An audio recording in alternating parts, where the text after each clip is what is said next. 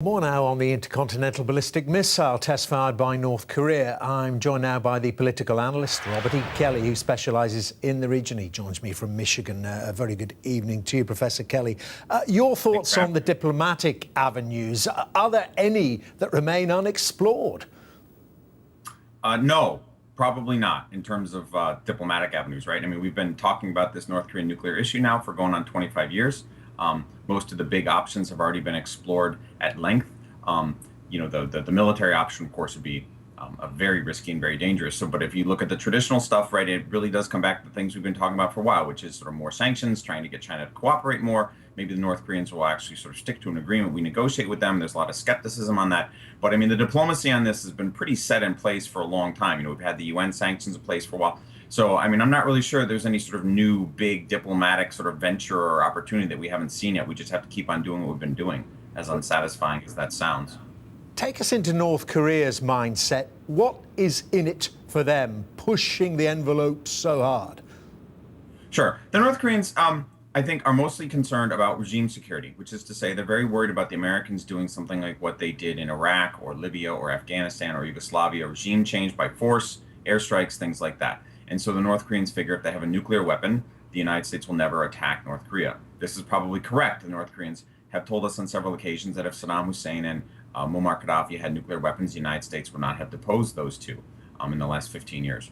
And so that's really the likelihood. I do not believe that North Korea's nuclear weapons are offensively intended. I do not believe they intend to use them to invade South Korea or offensively strike the United States. This is a point up for some debate, but I think North Korea's goals are primarily defensive, which is to say they want to just maintain the regime they had. The elites wants to continue the gangster lifestyle that they enjoy right now, and they see nuclear weapons as the ultimate defense of that. So is the United States, and indeed those nations closer to the threat, South Korea, Japan. Are they just going to have to learn to live with it? They already have, I would argue, actually. North Korea has been a real threat to South Korea and Japan for many years.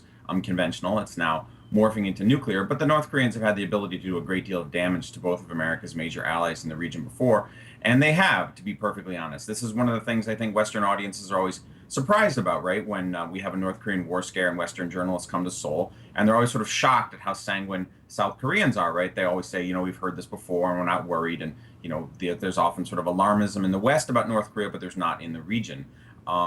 I don't know if that's necessarily a good thing, right? I mean, you can actually argue that, we should push North Korea a great deal harder. But yes, the South Koreans and the Japanese, I would argue, have basically adapted to the North Korean threat.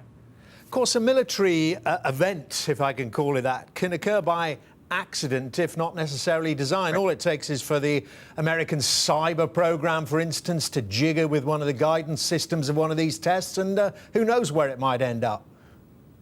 Yeah, that's actually, I think, one of the long-term concerns now, maybe medium-term concerns, as North Korea emerges as a nuclear power, right? And that is nuclear safety. On the upside, we've never actually had anything like an accidental launch or an accidental explosion of a nuclear weapon, right? Pakistan is arguably the country with nuclear weapons that has where people worry the most about nuclear security, and there's never been anything like that. There's never been a weapon stolen from Pakistan that we know of, things like that. There was the Chernobyl meltdown in the Soviet Union, of course, but that happened one time.